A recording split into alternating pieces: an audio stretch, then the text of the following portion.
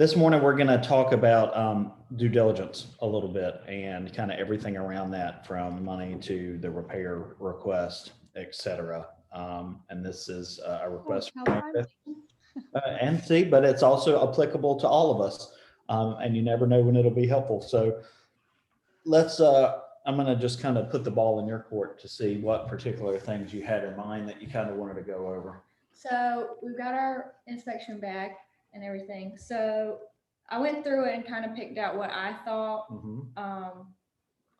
We couldn't just go to Lowe's and buy something or easily fix something. So then my thought is like, one of my big questions is like a couple things. It's like plumbing lines vibrating, and then like AC making like loud noise or something. Okay. Like, are those things that we need to get double inspections on, or do you just ask for that to be repaired? So you sent me the report, so I'm going to pull up the report just so we can use it as a kind of as a guide as we're talking through this. So we have a good example for people who are watching this later on. One thing I do want to talk about is, just to begin with, kind of my approach, which has worked well for me as far as how you handle due diligence, especially with your clients. So we recommend, home and pest to begin with, radon if you're in the triangle.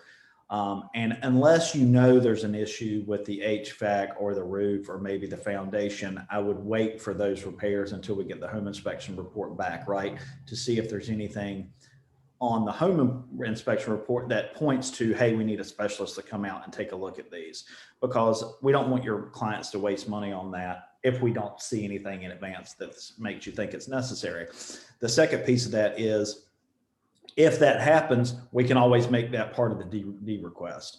Hey, seller, pay for X inspection and then make repairs as recommended, something like that. So that's kind of always been my baseline approach to recommending inspections up front. Anybody have any comments on that or different thoughts or approach? Same. Okay.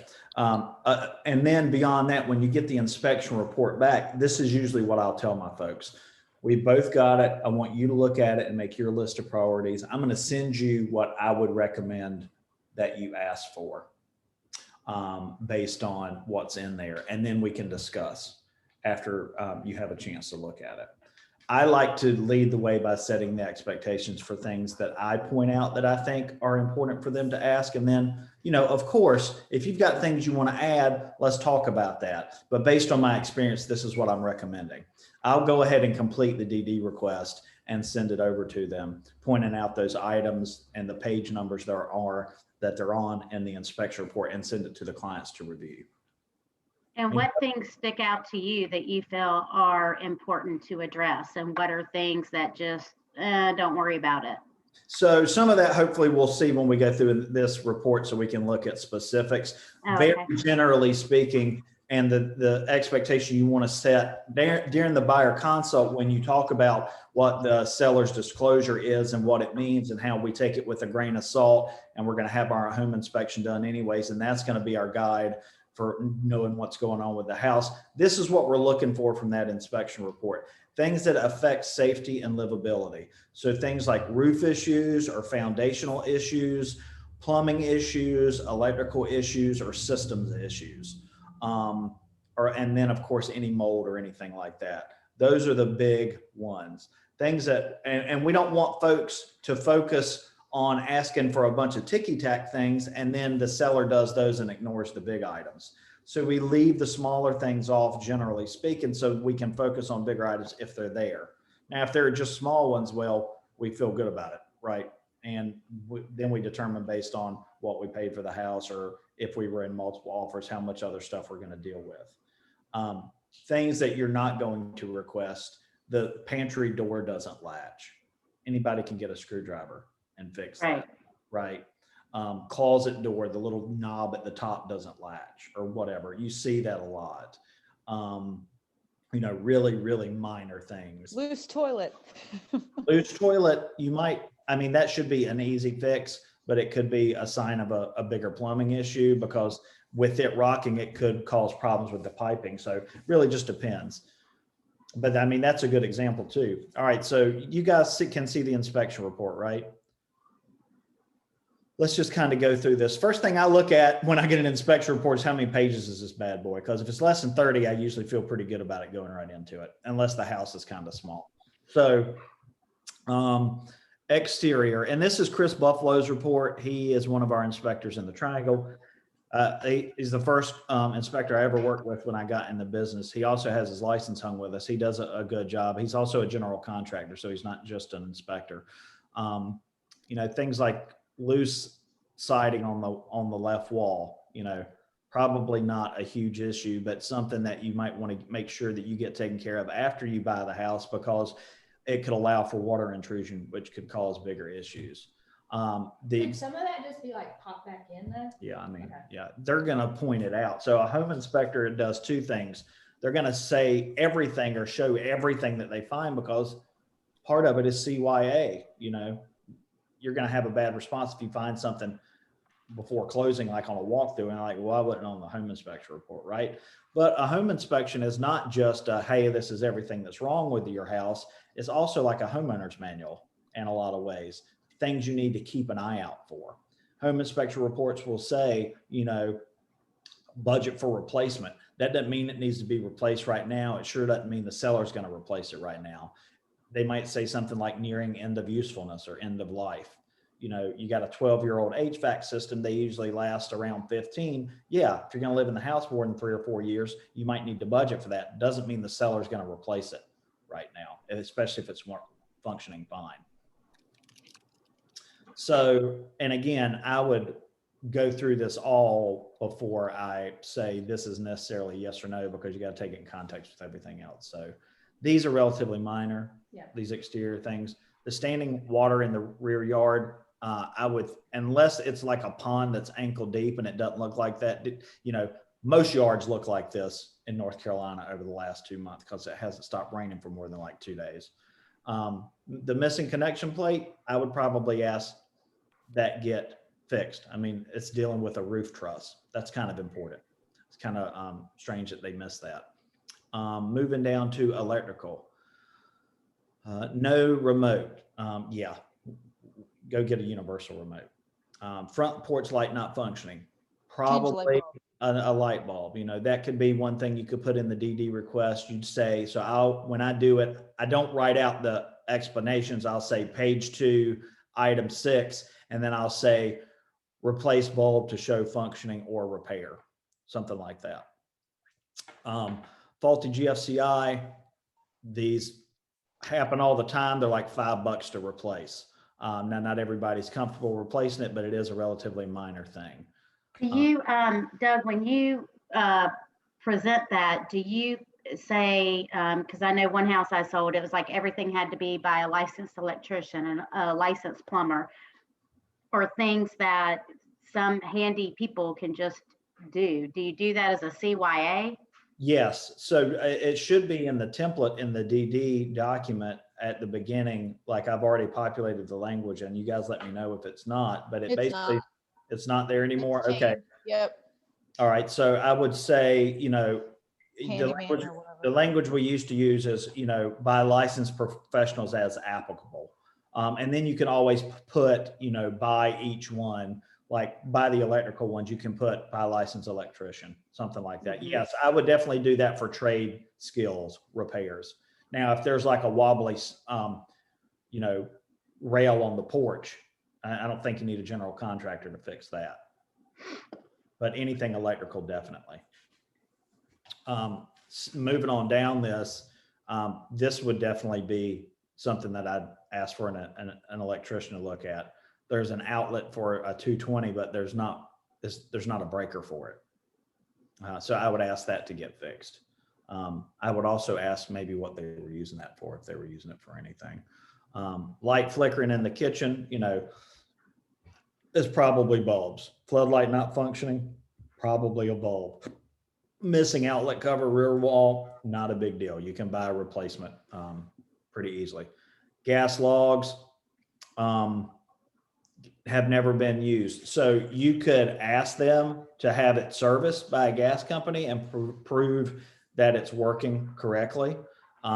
if your folks are planning on using the gas logs. You know, some people are like, I'm never going to use a fireplace. I don't care.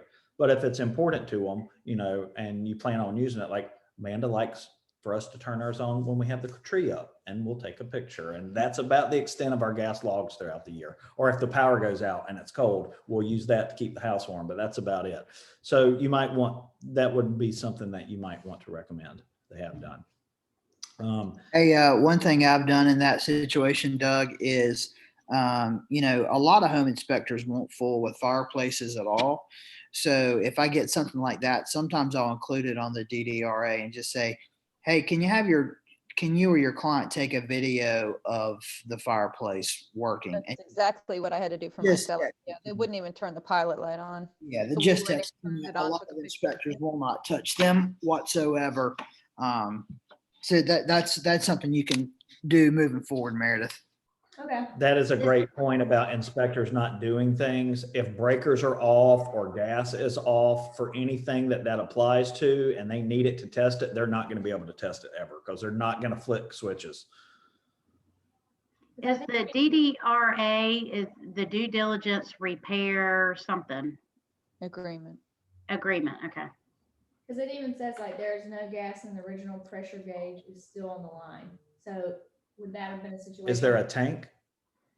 He doesn't mention that. Is there gas to the house, or is the heat electric? I believe that he's electric. Okay, that's probably it. Then there's probably not even a tank that's attached to it. So they never had it hooked up. Okay. So they're probably, if I was a seller in that situation, I'd be like, look, we've never used it. No, we're not going to plug it in. We can ask Yeah. for it, but just to kind of set expectations.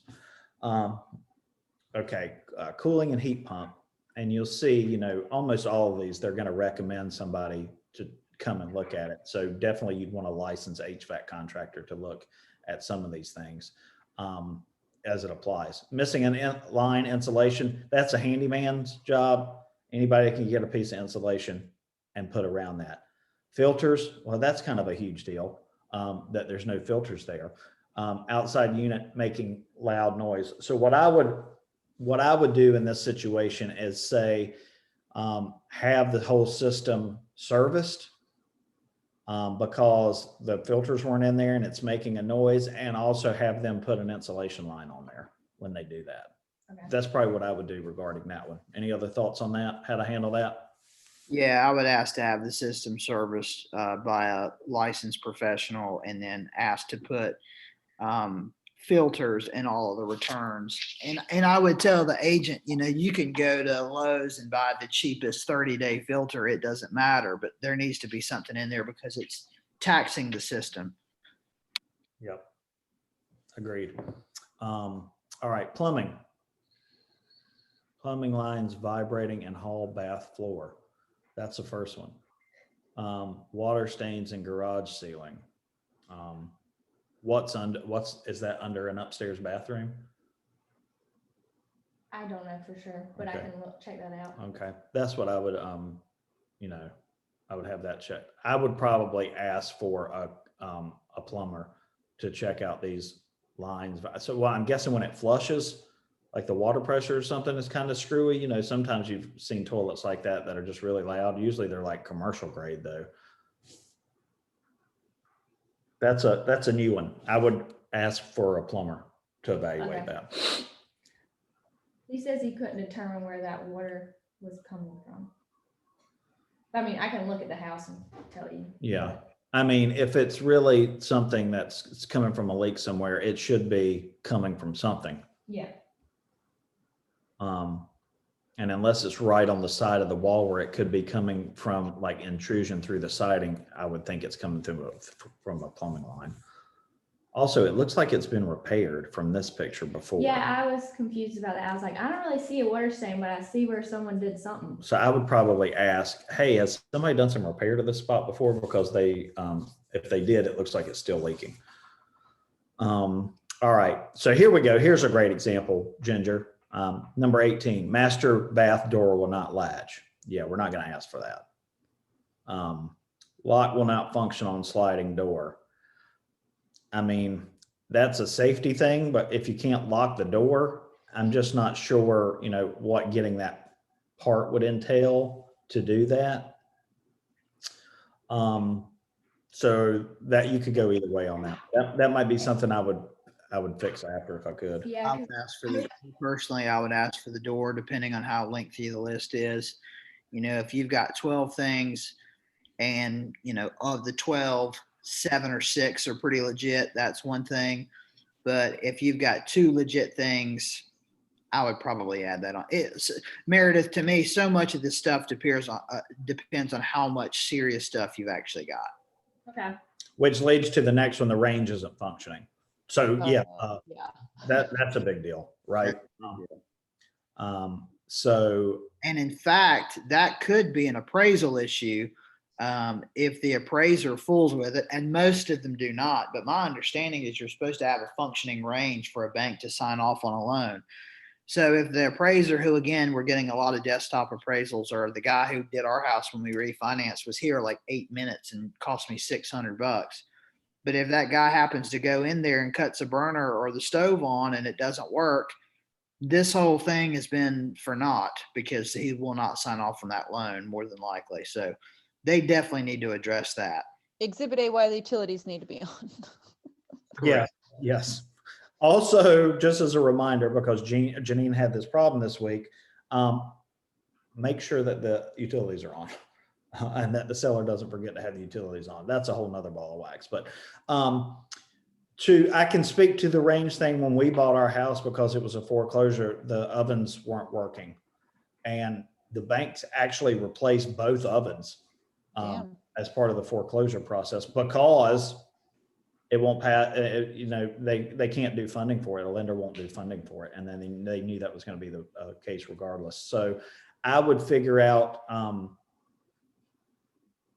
I would have a conversation with the lender and say on the phone, not anything written, and say, hey, this came up. Could this be an issue with us being able to close? Okay.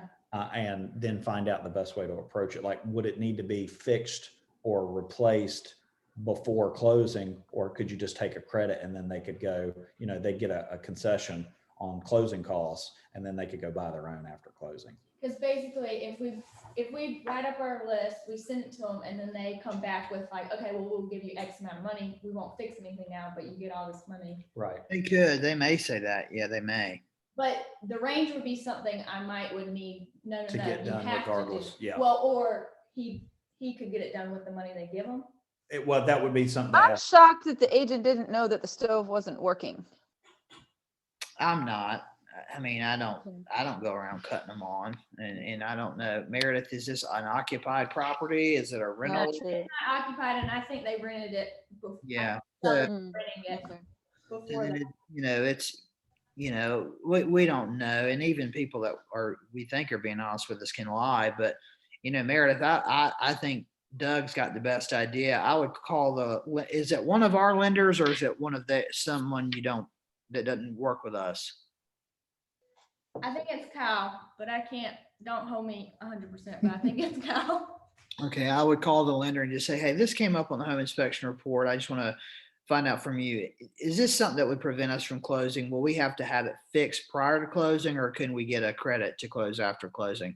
And depending on their response is really how you have to drive your client, because if they say we can get this closed we can get it done after closing, well, then you can tell your client, we can ask them to replace it or ask them to fix it, or we can ask for money and do whatever they want to do.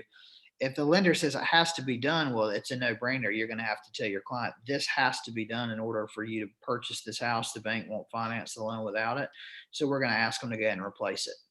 Okay. Brandon, you're saying that, like, on the inspection report, really the seller, I mean, the buyer has 3 options, you know, either request that it be repaired, or you said ask for money, or you said something about a credit. Yeah, so here's what you can, with really any repair, Ginger, pretty much, it doesn't matter what it is, from a leak under the sink to the HVAC not working.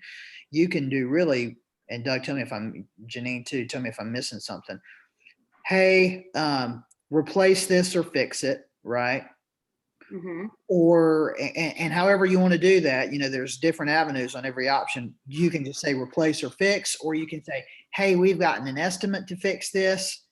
We want it fixed, Or you can just say, hey, we've gotten an estimate for this. We want this amount of towards our closing cost credit in lieu of repairs, or we want you to deduct this from the price.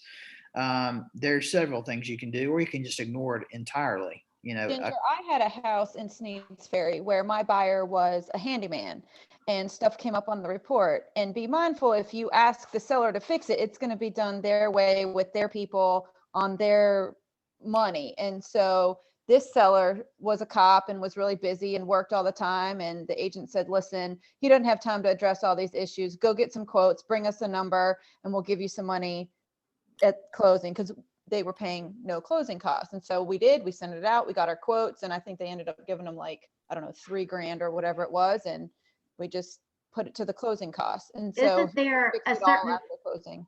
isn't there a certain way though, like for the lender, you have to do like a credit, or like it can't say it's for repairs because Yeah, then it was it's not- closing cost credit. That's a great question. So a couple things, Ginger. The due diligence repair request, you never send that to a lender. You don't have to send that to the lender, and you certainly don't send the inspection report to a lender. So, if you just say, hey, we want $4,000 in place of repairs, you just sign an agreement to amend. Yep. Changing the closing cost credit from 0 to 4,000, or dropping the purchase price maybe from whatever it is, dropping at 4,000. If you send an agreement to amend, obviously you have to send that to the lender and the attorney, but you don't have to make any mention about an inspection report or repair request. If you sign a due diligence repair request, you have to send that to the attorney, but you don't send that to the lender. And I actually had to get Doug to refresh my memory about that the other day, because I've been doing so few repair requests because the market is so stupid. The other thing is, which That's supposed to go to the attorney, the DDRA?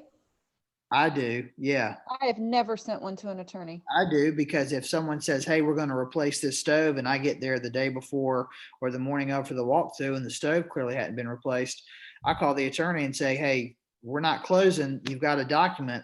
If I mean, I'll send over like the HVAC and invoices and stuff like that they need to pay for stuff Well, like that. maybe you don't have to, but I always do, just I to got you. be sure.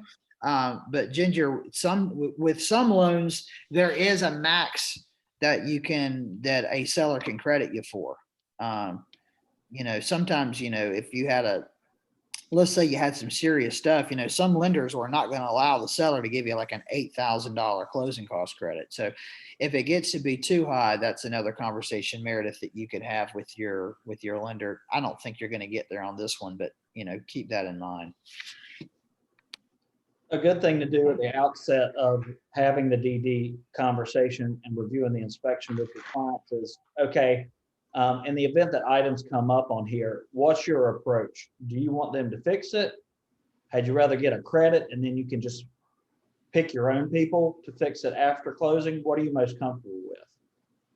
And then depending on what they say, before you even send the report over to the other agent, say, hey, are your folks, had they rather handle items on our DD request directly, or would they be more in line with probably just providing a credit so they don't have to deal with it? So that's just a verbal question. Whereas when you write the DD request, it's just like, these things need to be fixed. Yeah. I mean, and then when you write the request based on this conversation, you can put in lieu of repairs, X amount of money on the DD request, and then you do the amendment and put that money on the closing costs. A house that I saw, the agent, I was impressed with her. She's, been doing it a long time, but the people that bought the house, they were first time home buyers. So she was definitely advocating for them to get the house price down, or to get them as much credit as possible. Like she said, the back door, it was a custom door with a dog door. And her thing was, it was a safety issue. If they ever had small children, the child could go through the dog door, blah, blah, blah. So it was this all stuff. And they wanted $500 to replace the door. Well, well, in my opinion on that, Ginger, the door was there when they went to look at the house. They knew what kind of door they were getting. That's not, to me, that wouldn't be a repair request. I'm kind of shocked that you got a request for that. well, she was trying to, help them out best as possible. And my sellers were already under contract with another house that they were purchasing, and they were just like done, like, okay, I just need to have this settled. And that's what we Yeah. hope for a lot when we're negotiating DD, is that the sellers are just like, let's just get this over with. Yeah, and they had no other, the agent didn't know this, but they had no other offers on the house. But long story short, the people moved in and they're actually my neighbors and I'm friends with them, and they got a dog and they never replaced the door. Right. They never replaced the horrible carpet that they were given a $4,000 credit for. But it's just funny, what people Well, I actually think that really raises do. a Or good Change point. their mind. In this market too, that raises a good point. If you were in multiples, so a couple of things. If you're in multiples and you put down a lot of DD, right? The repair request, seller just might be like, hey, we'll sell it again. We're not doing anything. So you got to be prepared for that, right? my neighbor, like 4 doors down, they listed their house. It went under contract instantly. And I went and talked to her the other day because I was picking her brain about what it sold for, because we have the same square footage. And I just wanted to know with what they asked versus what they actually settled on. And the last day of due diligence, no answer. They just walked, and she had 3,500 in due diligence. And I'm like, well, shit, yeah. Why wouldn't you? I'll play that game all day long. Right. We do that a couple of months, right? Yeah. What I would say though is but in a market like this, if you're overpaying for homes and you're worried about an appraisal, it might be a better idea to not take a credit, but to reduce the price for a credit for any of that, to prevent you from having to make up a difference at an appraisal, if that happens. That's just another, a way to, and that's basically, it sounds like what that agent was trying to do was to help her folks out. So if there was a gap, it was less of them to make up. Mm-hmm. Yeah. There's a ton of different ways to handle a DD request. These are just some of the ideas. And then you just really need to get a feel for what's going to work best for your buyers. What are the sellers most willing to do? How did the whole situation play out? To kind of craft your approach to it. So what your point is, if you take a credit and don't lower the price, then the appraisal is still going to go off the price and not really factor in the credit. But if you get them to just lower the price, then the appraisal goes off the lower price. Well, the appraiser probably won't ever see that. Yeah, I was just going to say the appraiser's not going to Meredith, think of it this way. If you're under contract for 200,000 and the home appraises at 195 and you have $3,000 worth of repairs that you want to ask for, your clients, as the appraisal is off $5,000, are going to have to bring $5,000 cash to the closing table, which they may or may not have. So what Doug is suggesting is, instead of asking for a $5,000 or $3,000 repair request, ask to drop the price by $3,000 so that your buyers have to make up less of a gap. I gotcha. Okay. The They repair only have to bring 2,000 to closing versus 5. Right. And the repairs will still need to be addressed, but you can do that over time. You have infinite time to make repairs as long as it's nothing serious or health related. You have a finite date by which you have to record 14 days after the date on the contract. So, you can save up to make repairs. That makes sense. Okay. And I think a big selling point for any client is going to be, hey, do you want these people to do it the quickest and cheapest way they can do it? Or do you want to hire the people to do it so you can oversee the repairs? Yeah. Okay. Everybody's situation is different. Everybody's finances are different. Some people are more anal than others and, want it done their way and don't want the seller to pick the stuff and use their people and this, that, and the other. So just ask them what they want. Yeah, it's just like with everything we do. These are the different paths we could take. Which path feels best to you? Do you Which want the path money is gonna at help you closing so that you can just go do it later? Or do you not want to dick around with it and just have the seller fix it, and whatever it is what it is? 100%. And I know that we're talking about this inspection report from a buyer standpoint, but shoe on the other foot, if this is your seller and this is the report they get. Because, you know, a lot of times sellers are just like, that's stupid, they're nickel and diming me. Like, Well, here's the deal. If they put it back on the market and the next buyer gets an inspection report and the HVAC issue comes up again, here we are again. So you might as well just get it. right. I mean, what are the chances that a buyer's not going to ask for HVAC stuff if there's a problem, right? Yeah, that's a big deal. I mean, I say any major, you know, something Plumbing, that's going to cost a leaking, lot. That, right off, two things right off the bat. What kind of other interests you've got? If the home has been on the market for 2 weeks in either of our markets right now and it hasn't sold yet and it terminates, someone is immediately going to think there's a problem, right? That's right. And second of all, depending on what the nature of the issue is that you and your sellers find out, you're required to disclose that Yep. information moving forward. And I bet you the next agent is going to call and say, why did this terminate? Well, we couldn't come to an 100%. agreement on inspection report repairs. Okay, well, can you tell me what that was? Right. If it's a good agent, they'll see Yep. that the home is terminated and they'll ask you why. And Yep. so, you know, you have to disclose that. You're not trying to lose your license, and your sellers need to be Yep. prepared for that. So, you know, if it's a situation like a month or so ago, Krista had this listing with 31 offers, you know, unless it's something like structurally unsound, the home's about to fall in, other than something like that, you ask for a repair, just go screw yourself. I'll have this thing sold in 6 minutes. But, you know, otherwise it's just about, you know, one thing I've said before that I tell all the clients I work with, you're not asking me to tell you, or I don't tell you what you want to hear. Sometimes I tell you what you need to hear. That's what a good agent does. And so sometimes you have to be real with your sellers. Listen, this home's been on the market for a week. This is the only offer we've got. I'm not getting any other showing requests. If we blow this thing up right now, there's no telling how much longer to sit there. And if we have to reduce the price with these problems still sitting there without them being resolved, then you're losing more money. Yep. So let's go ahead and take care of this thing. Yep. Yep. What other questions do you guys have about DD and all of that? So, and Ginger, thanks. That was a great question to say, okay, on the flip side, how do we look at this when we're representing a seller? So very, very good points. It's really Because I don't know, sometimes like things that would be a big deal to me, they might overlook, or Right. like what are the battles you want to fight, you know, kind of thing. And if they're looking to us for guidance, like, well, what would you do if that was your situation, if you were buying the house, you know?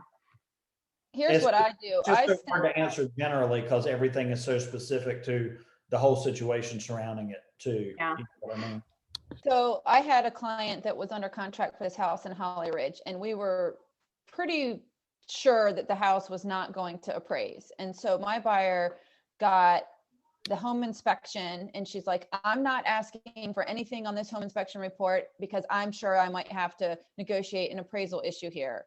Well, she knew the house was 13 years old, so she got an HVAC inspection and she got a home inspection. So what we did is we took the home inspection and we gave a copy of it to my handyman. And I said, okay, if we were to ask for ABC and XYZ, what would this cost to fix? In the event also that she has to just do it herself after closing, just she has an idea of what she's looking at. And I think everything on there was like $900. And then she got the HVAC inspection, and that was a pretty big deal. Well, appraisal came back, house appraised. Thank God. She's like, okay. I said, what do you want to do? She's like, I'm not asking for anything on this home inspection report because I can handle all this after closing, but this HVAC is a big deal. So we addressed it to the sellers, and they addressed every single thing. And they paid for the inspection, they paid for the repairs, and then it came back to be like a $2,500 issue. And so sellers came half, we came half. And so the attorney paid Davis at closing, and she's getting a brand new HVAC, you know, after closing. So there's so many different. You knocked that out of the park. Nice work, Janine. Good Yeah. job. Yeah.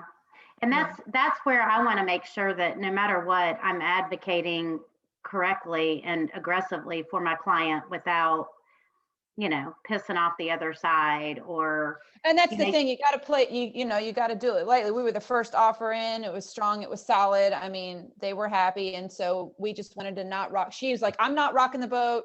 They've done everything. They accepted my offer. I mean, she had 2,000 and 2,000 on the table, you know, and so. Another good point that you made too, and something that's really important to keep in mind is to make sure that your DD period is structured in a way that you have all of the information before you start requesting repairs or price reductions or concessions or any of that.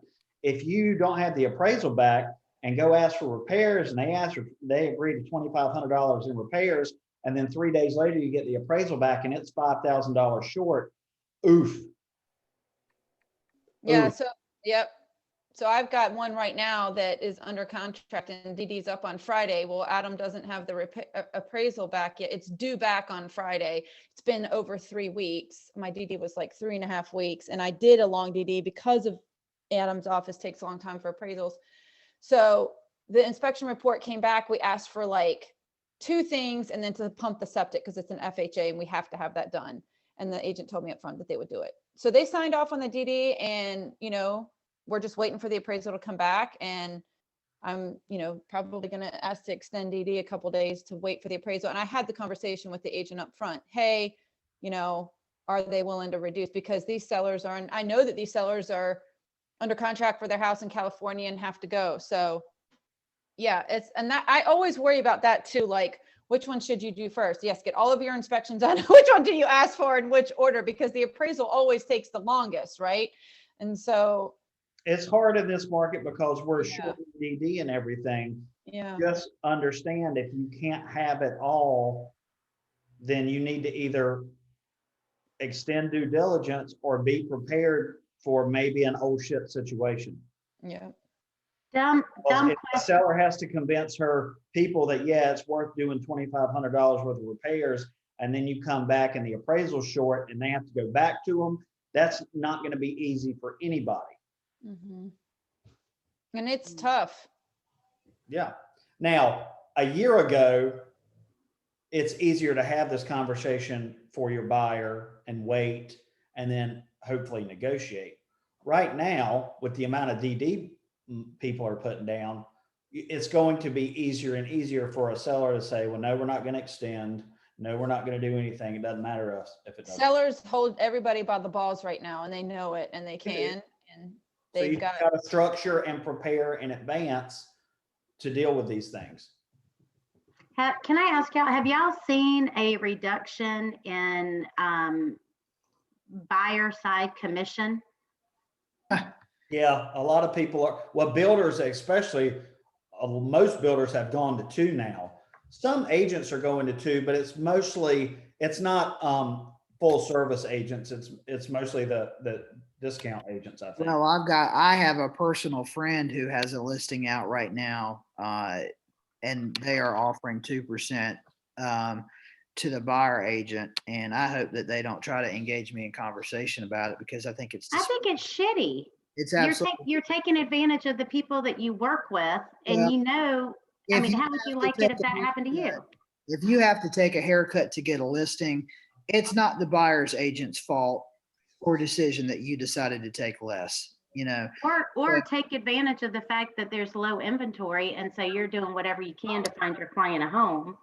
Well, I mean, if you complain about Open Door and these big box builders like DR Horton and things like that doing 2%, and then you do the same thing, then you have no leg to stand on. So I think it's disgraceful. I don't think we should ever offer less than 2.4% for any reason. I think We will not. And at the coast, we're not going to do less than 2.5.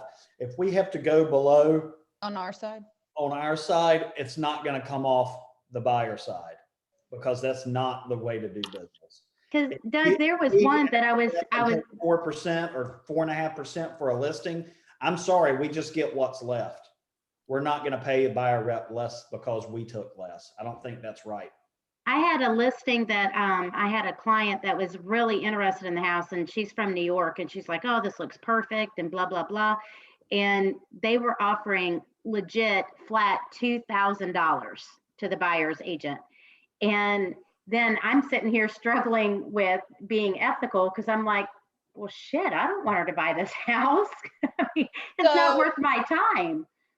Yeah, Ginger, I completely hear you on that. And let me tell you, it was probably a limited listing. There's one in my neighborhood, the front in the neighborhood. They had it way overpriced and was a limited listing, was only offering the buyer's agent like I don't know what it was, $1,000. It was less than 1% commission, but it was just a flat fee. House wasn't selling, house wasn't selling, house wasn't selling, house wasn't selling. Well, no shit, it wasn't selling because no agent. People weren't bringing them. Yeah. So I had my agent friend, she's like, I showed this house, it's a shithole. They're not offering the buyer's agent any money. I mean, her people didn't like it, but she's like, I told that seller right there, if you want our honest opinion, you're probably not going to get a lot of traffic through here because you're not, competitive in the market for what you're offering buyer's agent. So a couple weeks later, she put it in instead of a flat, it was still a limited listing, but she upped the commission to 2%, which was more than what it was listed for. And now the house is closing next week. So what do you mean limited listing? So they just pay a nominal fee to have it put in the MLS. Oh, And okay. so like I sold a house in Leland. It was a limited listing. The guy is like in Florida or whatever. So she paid $89 to this agency so that she could blast it in the MLS. And so I got, I think it was like 2.5% or whatever it was, but I had to deal directly with the seller. So it's still like a FSBO. Like there's no agent, like you just send a copy of the contract to the agent and then it's like your commission minus the nominal fee is your commission. And then on the agency agreement, we outline the pay range for us, and you got to set the expectation if it doesn't fall within that, or if at least it's not close, that it's going to be incumbent upon the buyer to make up the difference. Now, I don't want to pull that card out, and I think maybe I've done it. Well, I'll do it on FSBOs, of course, but if it's, we have routinely accepted 2% represented buyers without asking the buyers to make up the difference. But something like 2,000 is completely different. Yeah. Especially on a $300,000. Yeah, it's bullshit. Yeah. And here's the thing, you ask your buyer and then they're not interested in making up the difference and the seller's not welcome, then you go to the next house. Yeah. It's not worth anybody's time.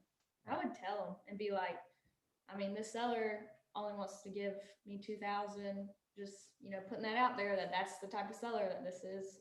You might not want to work with them. They're probably not going to be generous in any way. I think that's a very fair point to say, Every time I show a house like that, Meredith, I tell my buyer the same thing. I say, listen, I'm being upfront with you. This is a discounted agent. And so here's what that tells me. I don't bring up my commission at all. I say, here's what that tells me. The seller's a cheapskate. They don't want to pay for professional photos. They don't want to pay reasonable amount for professional services. So I guarantee you right now, if you get into negotiating on price, they're probably going to be unrealistic.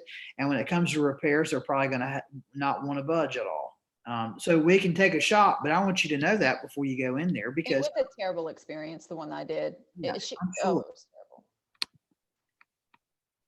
That's a great reason to set the expectation exactly like that. Perfect.